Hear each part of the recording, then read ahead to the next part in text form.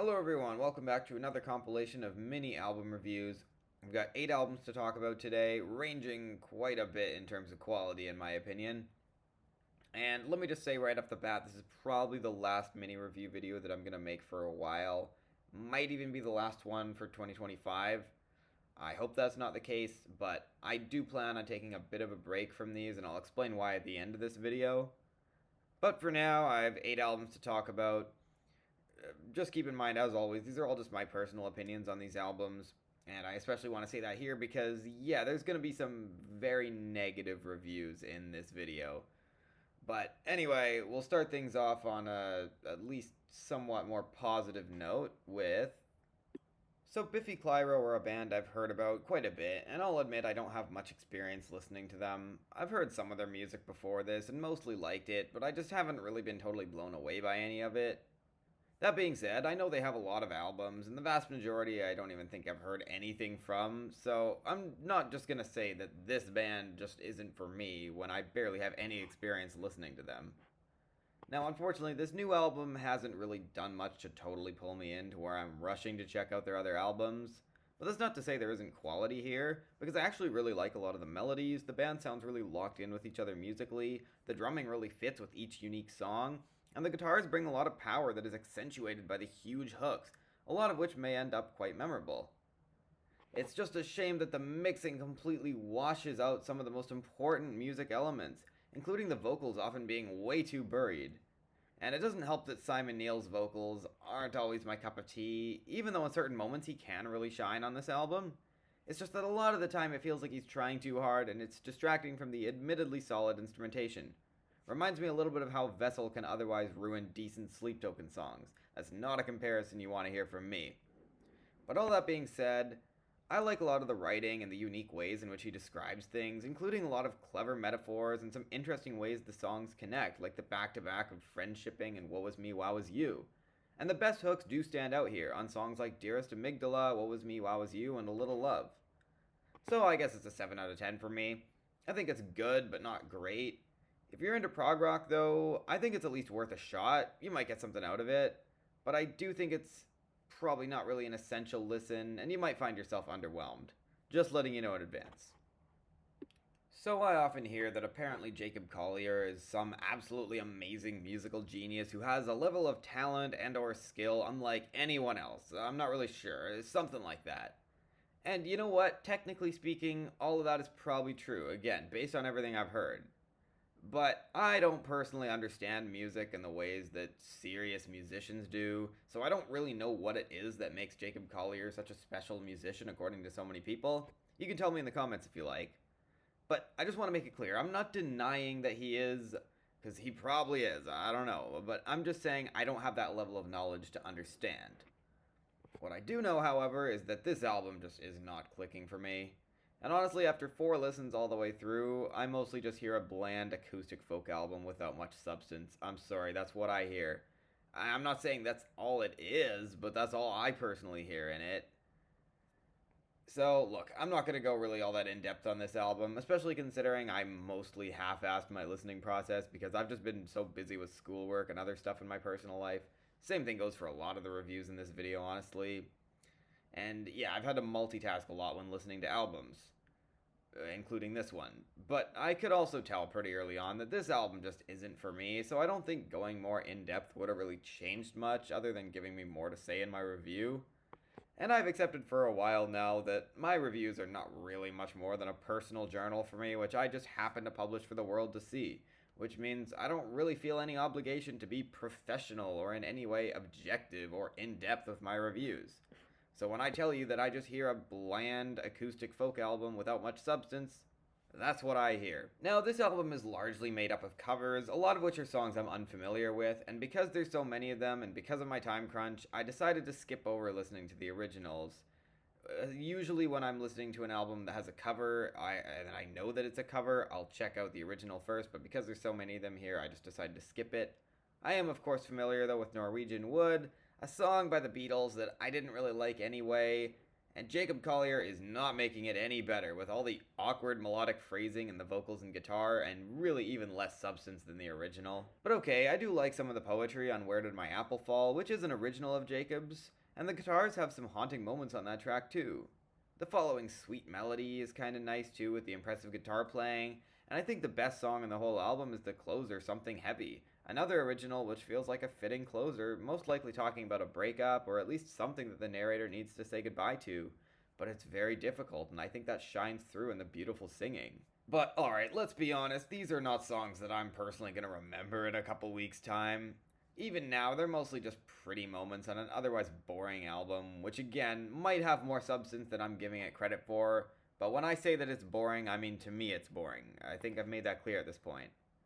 So you know what? It's probably worth checking it out if you like acoustic folk music, like I personally do, but this album just really did not click for me at all. I guess it might take a more technical listener than me to fully unpack and understand, and you know what, in that case, you might really love it if you have that knowledge of music in the way that I don't. Yeah, you might pick up on a lot of things that I'm missing. But personally for me, it's a very light 6 out of 10, mostly due to a few pretty moments and that's it. If anyone's watching this video for this review specifically, I know I'm gonna get backlash, but I'm okay with that. I feel like I made my point clear, and I hope you all like the album more than me. Alright, so I'll admit, I've never been much of a deathcore fan. Yeah, some bands do that sound better than others, and I don't hate the genre, but a lot of it can blend together for me and not really give me any reason to go back. Now, I'm not super familiar with Lorna Shore, but I know they have a big following, and based on the small amount of their music that I have listened to, they do seem to be closer to my cup of tea than the vast majority of deathcore bands, so I was at least a little bit intrigued going into this album. And after sitting through it 3 times all the way through, well, it's a deathcore album, which means there's endless screaming and pretty much barking vocals, full of insanely punishing riffs and drumming, which all comes together to make one very heavy album. And again, that's just never really been a style of music that I like all that much, I gotta be honest. And yet I will admit, I ended up liking this more than I like most deathcore. And a big part of it is the symphonic elements, with the huge cinematic strings, which are especially strong on songs like Oblivion, Forevermore, Lionheart, and War Machine. I also think the singing fits pretty well with the instrumentation here, not only in terms of the timing, but also the constant changing vocal timbre, which gives us a lot of variety. And at points, it honestly reminds me a bit of Deafheaven, who, by the way, put out one of the best albums I've heard in 2025. Now, this album is not as great as the latest Deafheaven release, at least in my books, but I do think it's absolutely worth hearing, especially if you are into deathcore, because in that case, you're probably gonna love this. For me, this album just feels a bit too long, running for over an hour, and I don't think I'm really gonna be going back to it that much.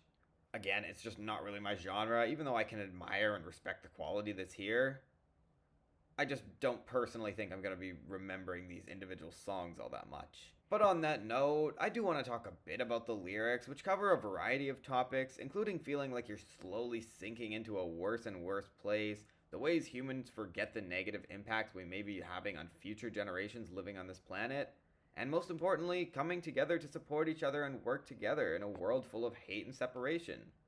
But even that doesn't stop vicious moments like War Machine from hitting really goddamn hard. Look, I've said multiple times in this short review that I'm not much of a deathcore guy, but if there's a band for me to watch in the genre, it's probably Lorna Shore. I absolutely get the appeal, and I see why so many people adore this band. It's not totally for me, which is why I can't go higher than a 7 out of 10, but if I were to try and rate albums more objectively, then that score would likely be higher. But I don't know, any deathcore fans can let me know in the comments if this is really any good. It just caught me a little off guard, just like Lorna Shore always have whenever I have given any of their other stuff a listen. I guess maybe I should do a deep dive in their discography at some point, or maybe I should even try to get into more deathcore, I don't know, because this album was really good. Alright, so I'll be honest and say I've never really given a shit about the 21 Pilots lore. Maybe it's just something about the unique way I personally experience music, where I take what's there in reality and make up my own meanings. Dare I even say my own lore about the music that I listen to? But regardless, it's the same reason I've never cared about the Sleep Token lore. It's not just because I find that band's music insufferable outside of a couple songs.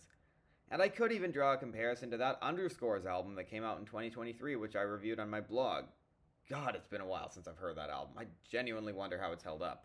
My point is, I've always struggled with albums where there's some preset concept that you're supposed to know going in, even if the lyrics themselves don't really explain it.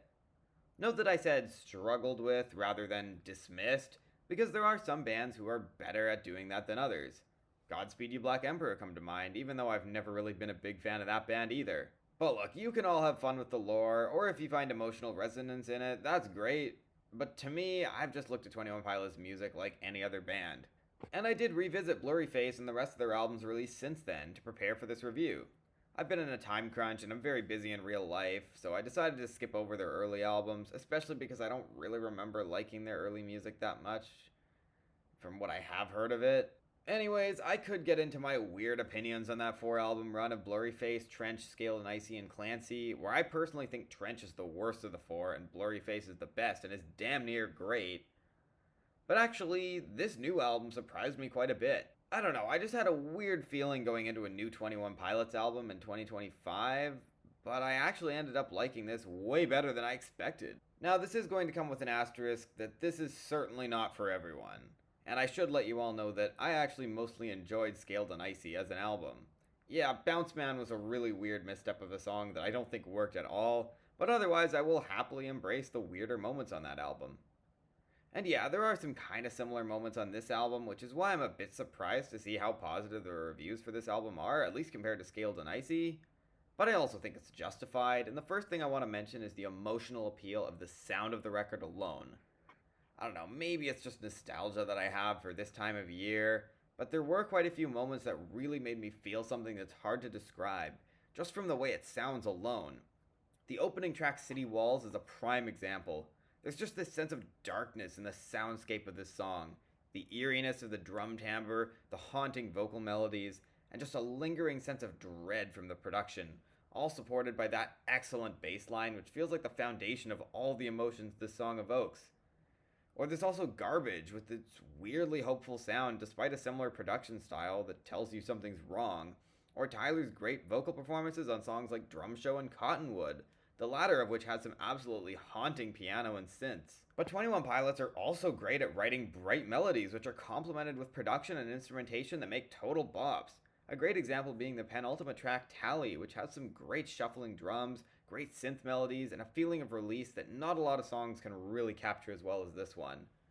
Or there's also Days Lie Dormant, which reminds me a little bit of Shy Away, except with way more Killer's influence, and as someone who's been a fan of the Killers since I was a child, I absolutely love this song, as 21 Pilots made a better Killers song than the vast majority of material the Killers have put out in the past decade. But okay, what about the lyrics on this album? Well, I'm not going to try and analyze the lore, which I've never understood, especially considering I'm pretty sure this is supposed to be the end of the lore, I think. I don't know, I'm always confused by it. But either way, I really like a lot of the writing, including themes of wanting some kind of escape, but also more straight-ahead displays of emotion on songs like Garbage and Days Lie Dormant. And like with pretty much any 21 Pilots album, there's a lot of imposter syndrome, or at least I think that's the description for what I'm talking about. Feeling a disconnect from the rest of the world, but it also ends on a mostly positive note, the song Intentions, where Tyler remembers that life is a constant journey and we're always changing and growing. And while there are moments on this album that don't totally work for me sonically, and I don't always love the vocal production, and sometimes the melodies can be a little uninteresting, there's enough moments that brought back a nostalgic sound for me that really almost made me feel like a kid again, that I've got to give this at least a light 8 out of 10. Not going to be for everyone, and I understand why this score might be controversial and surprising coming from me, but I think this might be my favorite 21 Pilots album thus far, at least of the ones that I've listened to. There might be a few albums from their early years that I haven't heard, but regardless, I think this is really good, and I would absolutely recommend checking it out if you haven't already. I might have more to say about it later when I'm a bit less rushed with making content, but you know what, for now, this was at least worth mentioning. Alright, so just so you all know, I randomize the order of these reviews and these videos. So whenever I make a mini review video, I have all the reviews for that video written, and then I just randomly randomize the order with a random number generator. And it turns out the first half of this video, the first 4 reviews, overall the first half of this video is way more positive than the second half. And look, I just got curious and decided to check out this new Zara Larsson album, even though Venus absolutely sucked, and I've barely liked anything I've heard by Zara Larsson in the past few years. I mean, I didn't hate her 2021 album, but I don't think I've gone back to it in a while, and I didn't even revisit Venus before this album because, well, what's the point? But anyway, I did expect this would be a bit better than Venus. I thought there was a good chance this wouldn't be terrible. And I was wrong, because this album also absolutely sucks. And honestly, I wish I had more to say about it than I do, because at least then this review could be interesting. But even in the moments on this album where I want to respect the writing and the intent with these songs, I just can't talk positively about it because it sounds like absolute shit. Prime example being Pretty Ugly, which is supposed to be an empowering anthem calling out sexist expectations of women's role in society to just sit and look pretty. And look, I can respect the intent, but the song sounds like ass. God, Zara's flow and vocal delivery on that song is rough. Or there's the following Girl's Girl. I like the concept of that song, of the narrator having feelings for her friend's boyfriend and the complicated emotions that come from that and just not knowing what to do. But the song has nothing more to offer than its concept, and the writing is just the most basic thing ever without doing anything interesting with that idea. And then so many weird moments on this album just filled my headphones with a bunch of random noises and god-awful synth timbres, percussion that doesn't fit at all with everything else, and the vocal production sounds way too artificial and it takes away from any emotional appeal of the songs on this album. It's the kind of album that feels like it's supposed to be full of fun pop jams with a bit of an emotional appeal as well, and to me it just completely falls flat on its face. And even in the occasional moment where something stands out to me in a positive way, it just feels like everything else completely ruins the vibe.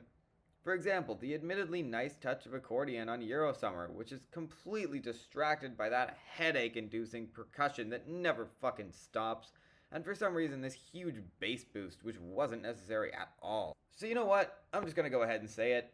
This represents everything wrong with pop music nowadays. It's about the most basic-ass songwriting with absolutely god-awful production, packaged as some sort of masterpiece where, oh look, there's so much variety, this music can serve so many purposes. The only purpose it serves for me is to get thrown in the trash, because honestly, this might be even worse than Venus. Yeah, light 3 out of 10. Thank God we have artists like Chappell Roan and Taylor Swift, or even Tate McRae and Sabrina Carpenter, because I feel like pop music recently has been bleak, especially with albums like this. I've seen videos of some of Zara's interviews, and from everything I've seen, she seems like a cool person, but if you ask me, I'd avoid any of her recent music like the plague. This just gets more and more aggravating the further you get into the album because you keep expecting something to be tolerable, and it just isn't. Instead, it makes me want to punch something because the album's basically torture. Make all of this as you will, but if you want my best advice, stay the hell away from this. I try to be nice in my reviews, but with this one, I'm sorry, I just can't. I cannot defend this, and I especially cannot recommend it. So I'm not even entirely sure why I decided to listen to this new Starset album. I guess some of it was nostalgia, because I got really into this band as a kid. I don't think I actually really liked them as much as I just wanted to appear cool, because I thought they were such a heavy band. They're not. But I also realized this would probably be easy to review. And honestly, well, this was actually slightly better than I was expecting, but not by much. The production still sounds painfully hollow, the drums sound so disconnected from everything else, and the vocal effects placed all over Dustin Bates' delivery are not flattering at all.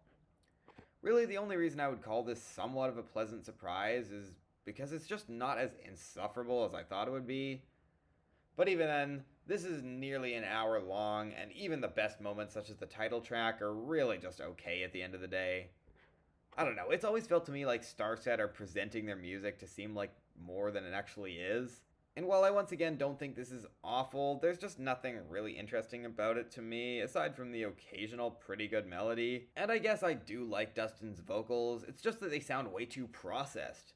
Starset to me have always felt like what outer space rock would sound like if it was a genre.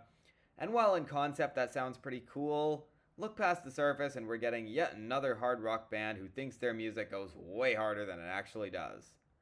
I was considering revisiting Starset's other albums before posting this review, as it has admittedly been a while, but I've just got better things to do with my time. the fact that I sat through this 3 times all the way through is bad enough. But if I'm gonna talk about the positives, I guess I'll admit Brave New World is a good song, probably the best on the album. I mean, I wouldn't call it great, but the dystopian vibes do shine through with the combination of the subtly dark lyrics with some of the heaviest musical moments on the album.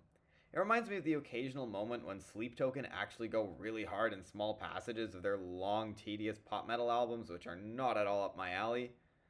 And on that topic, yeah, we're getting a Sleep Token comparison here, that's right. But hey, at least Sleep Token are more interesting than this. Actually, you know what? This is the second Sleep Token comparison I've made in this video. But look, beyond that, I don't even know what else to say. It's a fucking star-set album. This band is so hard to listen to for a whole album because even if you ignore the mediocrity of the individual songs, it just feels like you're basically listening to the same song over and over again, and it's really easy to get sick of it really quickly. And honestly, despite a few somewhat redeeming moments, I still feel like I'm being kinda nice by giving this a light 5 out of 10. Because this is pretty close to bad in my opinion. It certainly isn't good, and even the best moments are nothing special if you ask me. Alright, so one of these days I should probably go through all of Tame Impala's albums. But again, like I've said so many times, I've been really busy.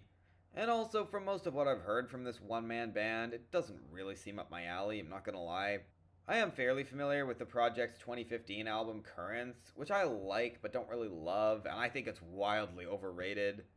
And I don't really remember liking 2020's The Slow Rush when I listened to it multiple years ago, but I'll admit it's been a while. But even as someone who hasn't really liked a lot of what I've heard from Tame Impala, what the actual fuck is this? It feels like I'm just listening to the same dull, uninteresting melodies over and over again, with repetitive instrumentals that don't go anywhere, cringe poetry that Kevin Parker probably thinks is way more interesting than it is, with all the repeating cliches and also some weird lines here and there. The most notably funny being, "You're a cinephile, I watch Family Guy." And the production sounds really bad too, with Kevin's vocals usually getting lost in the disgusting soundscapes of all these gross sounding synths and percussion that almost always feels annoyingly snappy. And the whole thing goes on for nearly an hour. But the biggest reason why this album is tedious to listen to, it's boring.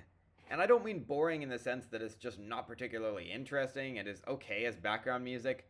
No, this is exhaustingly boring. It's supposed to be a groovy house album, and honestly this reminds me of when Drake attempted to make a house album 3 years ago, and that is not a comparison you want to hear. Really, this album has basically nothing to offer, and it's actively annoying hearing Kevin Parker sound like he doesn't care on nearly every track, part of the reason I've had a hard time getting into Tame Impala in general. But at least on other Tame Impala albums I've heard, the instrumentals and beats are at least a little bit more interesting. Dracula is a good song that easily stands out the most among every song here, and it's way better than everything else. Other than that, I think this is complete trash. Feel free to disagree, and I hate being this harsh in my reviews. It's the second one in this video that I've had to be really harsh on, but I cannot stand this album.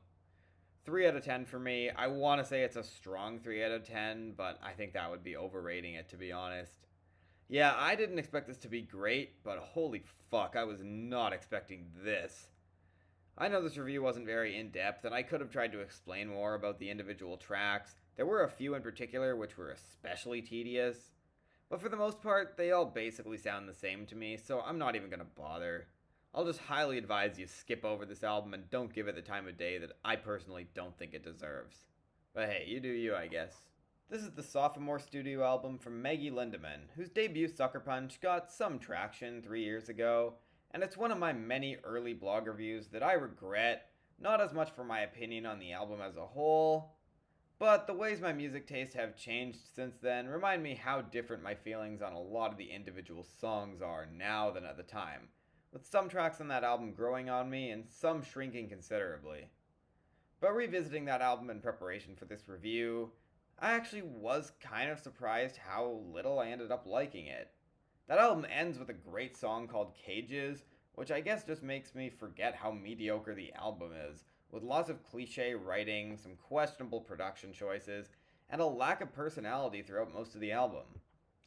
And here on Maggie's second album, well, I like the way she blends pop with rock, not in the typical pop rock fashion, not even anything like her debut. but it's more pop music with a rock edge that makes these songs feel more anthemic or hard-hitting, albeit only to a certain point, because the writing still feels very cliche a lot of the time, and I don't find Maggie to be a particularly interesting performer. Yeah, I like the way she describes feeling like an imposter on I Don't Belong Here, a song which I relate to more than I'd like to admit. And It's Still You is a sort of interesting look at a relationship that may appear toxic on the surface, but also might be benefiting both people, and it's open to interpretation how you want to read it, leading to, in my opinion, one of the better songs in this album. But while this album is fine for the most part, and doesn't have the same low points that Sucker Punch did, it's still not a particularly amazing record in any way, and I'm not sure how much any of these songs are really going to stand out for me in the long run. In other words, there probably is not a song here as great as Cage's, which is kind of disappointing. That song showed serious potential for Maggie, and I wish there was more strong hooks on this album, and less of the weird sound effects lathered all over Evil or the overpowering bass of One of the Ones. There are some good melodies on this album and songs like It's Still You, Fate, and Spine, and I think some of the production shows improvement from her debut. Honestly, overall, I think it's a much better produced album, but I still just wish there was a little bit more to make her really stand out to me as an artist. Again, her first album did that with one song, and other than that, I just haven't really found any reason to get excited about her music. I don't think this is a bad album, and it might be worth a shot, but I really don't think you're missing that much if you don't hear it. I'll give it a 6 out of 10 because I do probably like it more than I don't, but I'm also not going to be going back to this anytime soon. Alright, thanks for watching everyone. And once again, these are all just my personal opinions on all these albums. I know some of those reviews were pretty harsh, but again, just take everything I say with a grain of salt. I would like to just give a really quick update on what's going to be happening with this channel. Like I said, this is probably the last mini review video that you're going to be seeing on this channel for a while, possibly till the end of the year. And honestly, I'm just taking a bit of a break. The main reason though is because at the end of the year, I really want to be able to put out all my proper year-end lists. And in order to do that, I have to listen to more music so I can find more great songs and albums to put on those lists for my favorite songs and favorite albums. And I'm also going to be trying to check out a lot of the hit songs from this year to make my worst and best list for the hit songs. And considering I've been way out of the loop on pop music in 2025, I got a lot of catching up to do.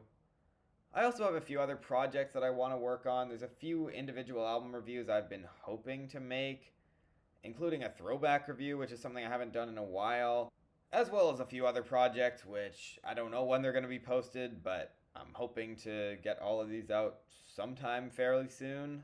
So in order to be able to listen to more new music and really take it in, honestly, it's going to mean less album reviews, because it takes a lot more time than you might think to film and actually put all these reviews together and like upload them to YouTube, edit them, etc., etc. And it's hard to do that while still listening to a lot of new music. Again, it's part of the reason my uploads have slowed down considerably throughout the year.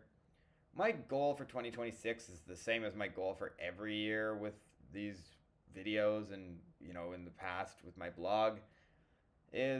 My goal is I want to review as much as I can. I want to be more in-depth. I want to review hundreds and hundreds of albums in a year, and maybe 2026 could be the year where I'm actually doing that consistently throughout the year. Realistically, it's probably not going to happen, but I really want to aim for that. I really want to be able to do that consistently, and I feel like if I can get through a full year like that, hopefully it stays like that for the future. But again, we'll see what happens. That's still a few months away, but I really want to make sure I post my year-end list for 2025 because I had to cancel them last year and I don't want to have to do that again. So yeah, I won't be uploading as much. When I am uploading, it'll probably just be the individual album reviews and or other projects that, again, you'll find out what they are once they're posted. Not compilations of mini album reviews like this. And yeah, I know I haven't found that many great albums that I've talked about on my channel, but I have been listening to quite a bit of music throughout the year. I've found other albums that are absolutely going to be on my year-end list that I just have not talked about in videos because it takes a lot of effort to write about all those albums, especially because I'm going to be talking about them later. and it adds a bit more of an element of surprise. Some of my absolute favorites of the year, which will end up very, very high on that list, are albums that I have not even reviewed or mentioned at all on this channel. So, yeah, it adds a bit of an element of surprise.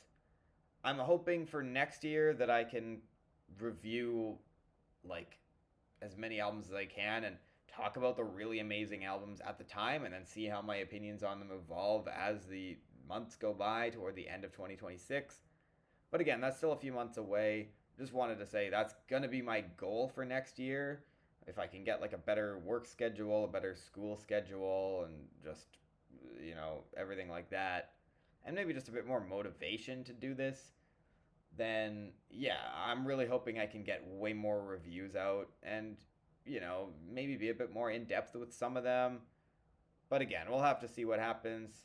For now, thank you so much for watching. Oh, the other thing I forgot to mention, I also like listening to the artist's previous albums before I review them, and recently I haven't been able to do that as much. I've just been totally swamped with so many things to do. And just to be clear, I'm not putting my YouTube channel ahead of my personal life. It's not like this is getting in the way of other things. Really, it's just my personal life has mostly taken priority over this YouTube channel. It's not like this channel is making my time crunch necessarily worse. It's just other things in my life are making the time crunch for my channel worse, because I do always try and limit the amount of time I spend on this YouTube channel based on how busy I am with other things. Anyway, I'm just kind of rambling on and on at this point. For all of you who have stuck around to the end of this video, thank you so much for watching. And even if you haven't and have only watched part of it, thank you anyway. I appreciate all my viewers, regardless of which parts of the video you watch. Even people who just show up to watch one of these mini reviews, it does mean a lot. So thank you so much. I will be back soon. Well, actually, that's usually what I say at the end of my videos, but I'm taking a bit of a break from this. I've basically been taking a break all year and then just occasionally coming back with a mini review video. There might not be any more of these for the rest of 2025, but I plan to be doing this YouTube thing for a while now. Hopefully I can make some improvements. I want to get a mic. I want to be able to put audio clips in some of my videos. We'll see what I'm able to do with that, but I also want to take some of this time to work on improving my channel rather than just pumping out content and more content. But anyway, let me know what you thought of these albums if you wish, or what you thought of my review, or if you have any suggestions for my channel. Yeah, let me know if there's anything you want to say in the comments. Alright, thank you all for watching.